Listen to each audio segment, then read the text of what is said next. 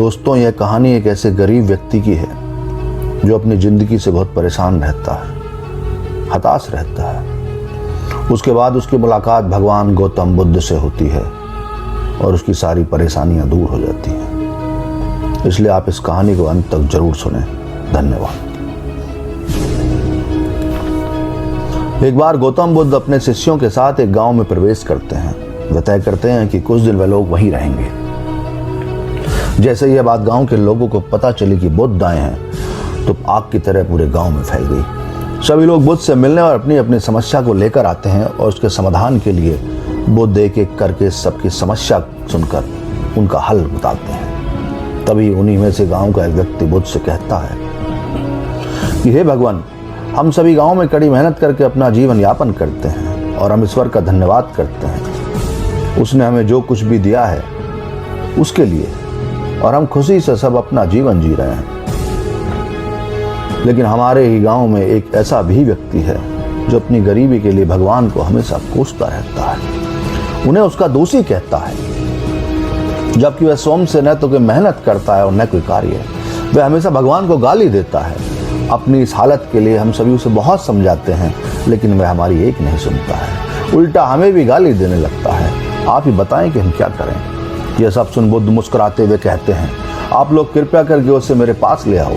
तभी गांव का एक दूसरा व्यक्ति कहता है, तथागत वह व्यक्ति बहुत कठोर है, वह आपको गाली दे सकता है और हम उसे आपका अपमान करते नहीं देख सकते, इसलिए उसे यहाँ बुलाना उचित नहीं होगा। यह सुनकर बुद्ध फिर से मुस्कुराते हैं और कहते हैं, चिंता मत करो, तुम उसे यहाँ लेके आओ। उससे कहो कि बुद्ध तुम्हारी समस्याओं का समाधान कर सकते हैं, तुम एक बार उनसे मिलने चलो। गांव वाले बुद्ध के कहने पर उसे लेने जाते हैं, लेकिन वह व्यक्ति किसी की नहीं सुनता और जाने से मना कर देता है और कहता है कि बुद्ध एक पाखंडी हैं, वे सभी नकली हैं, मैं किसी के पास नहीं जाऊंगा। तब कुछ गांव के लोग उससे कहते हैं कि बुद्ध आपकी समस्या का समाधान कर सकते हैं, एक बार आप चलो तो सही। यह सुन वह व्यक्ति बुद्ध के पास जाने पर सहमत हो जाता है और बुद्ध के सामने पहुंचता है। जब वह उनके समीप पहुंचता है तो वह व्यक्ति बुद्ध को देखता रह जाता है और बुद्ध से कहता है कि आपने मुझे यहाँ क्यों बुलाया है? क्या आप मुझे बताना चाहते हैं? क्या आप भी चाहते हैं कि मैं ईश्वर को गाली न दूं? अगर आप ऐसा कुछ मुझसे कहना चाहते हैं तो मैं आपको बता दूं कि मैं उन्हें कोसूंगा, क्योंकि मेरी इस हालत के जिम्मेदार सिर्फ वही हैं। उन्होंने मुझे ये बेकार शरीर दिया है, लेकिन इस शरीर के लिए धन नहीं दिया। इस शरीर के लिए धन की भी आवश्यकता है। अब मैं क्या करूं? आप कहते हैं कि आप मेरी समस्या का समाधान कर देंगे, तो क्या आप मुझे धन दे सकते हैं? और यदि हाँ तो ठीक है, और नहीं दे सकते तो आप भी अपना सामान उठाकर यहाँ से निकल जाएं। यहाँ रुकने की आपको कोई जरूरत नहीं है। मैं जानता हूँ ये सभी भिक्षु नकली होते हैं, ढोंगी होते हैं। उस व्यक्ति की सब बातें सुनकर बुद्ध क्रोधित होने की जगह मुस्कुराने लगते हैं। यह देख के व्यक्ति बहुत हैरान हो जाता है। तब महात्मा बुद्ध उस व्यक्ति से कहते हैं, तुम क्यों इतना भड़क रहे हो? मैंने तो आपसे ईश्वर में विश्वास करने के लिए कह रहा हूँ, और आप ही बताओ कि अभी तक मैंने तुमसे ऐसा कुछ कहा है क्या? वह व्यक्ति चुप हो जाता है। बुद्ध कहते हैं कि किसी व्यक्ति के सुख दुख का कारण उसका अपना कर्म है, इसलिए यदि तुम कड़ी मेहनत करते हो तो किसी और को कोसने के बजाय तो आपको पैसे की समस्या खुद से ही हल कर सकते हो। बुद्ध की आवाज सुनकर व्यक्ति चिढ़ जाता है और कहता है कि मैं यहाँ तुम्हारा ज्ञान सुनने नहीं आया हूँ। मैं तो पहले से ही जानता था कि तुम सभी लोग पाखंडी होते हैं, सभी भिक्षु नकली हैं। मैं तो यहाँ पैसे की उम्मीद से आया हूँ। अगर तुम मेरी सहायता कर सकते हो तो बोलो।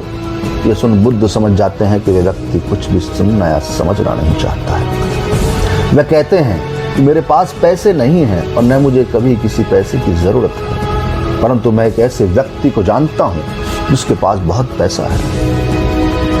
वह एक दूसरे राज्य के राजा हैं। वह तुम्हें पैसे जरूर देगा, लेकिन उसके बदले तुम्हें भी उसे कुछ न कुछ देना पड़ेगा। क्या तुम तैयार? यह सुनकर गरीब व्यक्ति कहता है, ये कैसी बात कर रहे हो? भला मैं उसे क्या दे सकता हूँ? मेरे पास तो कुछ भी नहीं है। बुद्ध कहते हैं, तुम दे सकते हो। तुम्हें पैसे चाहिए, बिन पैसे तुम्हें तुम्हारा यह शरीर व्यर्थ लगता है। उस राजा का एक बेटा है जो जन्म से अंधा है। राजा के चिकित्सा सलाहकार ने कहा है कि अगर वे एक जीवित व्यक्ति की आंखें प्राप्त करें तो वे इलाज कर सकते हैं। राजा को बेटे को आंखों की जरूरत है, और यदि तुम अपनी आंखें उसके बेटे को दे दोगे तो वह बदले में तुम्हें बहुत सारे सोने का सिक्के देगा। वे इतने होंगे कि तुम आराम से अपना जीवन जी सकोगे। यह सुन वह गरीब व्यक्ति क्रोध से भर उठता है और बुद्ध से कहता है, तुम क्या कह रहे हो? तुम पागल तो नहीं हो गए हो? मैं भला क्यों अपनी आंखें किसी को दूं? मैं मानता हूं कि मुझे पैसे की जरूरत है, लेकिन उसका यह मतलब नहीं कि मैं पैसे के लिए अपनी आंखें बेचूंगा। अगर मेरे पास आंखें नहीं होंगी तो मैं पैसे का क्या करूंगा? बुद्ध कहते हैं, ठीक है, दोनों नासा ही अपनी एक आंख ही उस राजा के बेटे को दे दो। वह एक आंख के बदले में भी तुम्हें उतना ही सोना देगा। यह सुनकर वह व्यक्ति और क्रोध से भरकर उड़ जाता है और कहता है, मैं तो पहले से ही जानता था तुम सब ढोंगी हो। तुम मुझे ऐसी सलाह दे रहे हो, तुम पागल हो गए हो। मैं सोने के सिक्के के बदले कभी अपनी आंख किसी को नहीं दूंगा। यह सुनकर बुद्ध कहते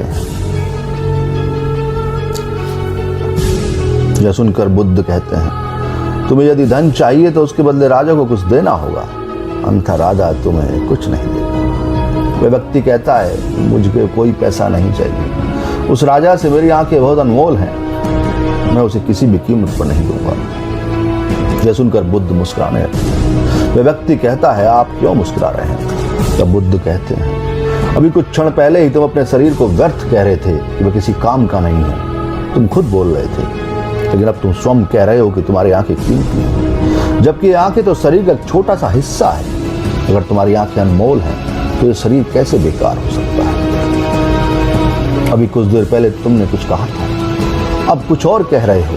जब तुम्हें शरीर पसंद ही नहीं तो इसके हिस्से कैसे पसंद हो सकते हैं? यह भी तो बेकार है। यह सब सुन वह व्यक्ति एकदम शांत मौन हो गया। उसे कुछ समझ नहीं आ रहा था वह क्या बोले। उसकी आंखों में आंसू आ जाते हैं और वह भगवान बुद्ध के चरणों में गिर जाता है और उनसे कहता है कि हे प्रभु, मुझे क्षमा करें जो मैंने आपकी उस बात का उस समय तथ्य नहीं समझा। आप तो शुरू से ही मुझे समझा रहे थे, लेकिन मैं ही आपको न जाने क्या क्या बोल गया।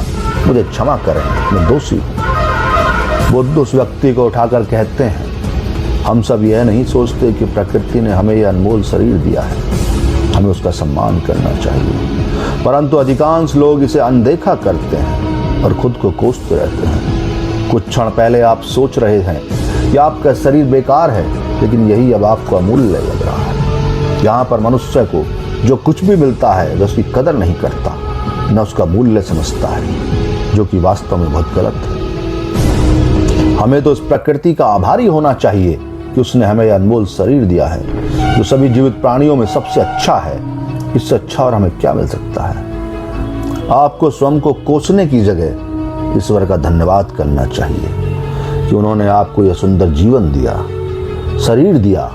वरना दुनिया में ऐसे बहुत से लोग हैं जिनके पास है यह शरीर है, परंतु पैर नहीं है कि वे चल सकें। आंखें तो हैं, लेकिन वे कुछ देख नहीं सकते हैं, लेकिन तब भी वे कोई शिकायत नहीं करते हैं। जो जैसा मिला है उससे खुश रहते हैं, लेकिन हम सब कुछ होते हुए भी रोते रहते हैं, शोक मनाते रहते हैं।